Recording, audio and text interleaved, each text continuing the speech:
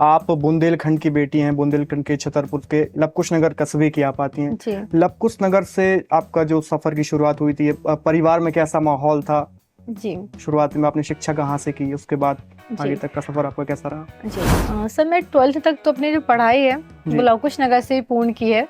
इसके पश्चात मैं वर्ष 2012 में भोपाल गई, जहाँ से मैंने बंसल कॉलेज से इंजीनियरिंग किया हुआ है। जी। उसके बाद मैंने तैयारी शुरू की और परिवार का माहौल सब मेरे बहुत सकारात्मक था। मतलब मेरे पिताजी ब्लॉक एजुकेशन ऑफिसर के पद से रिटायर हुए हैं। जी। मेरा भाई पीडब्ल्यूडी डिपार्टमेंट में महाप्रबंधक के पद पर है और मेरी दोनों बहनें गवर्नमेंट जॉब में हैं।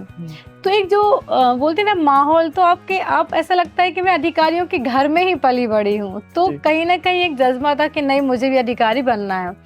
और मेरे परिवार का सपोर्ट इस जर्नी में मेरे लिए एक बहुत बड़ा योगदान था।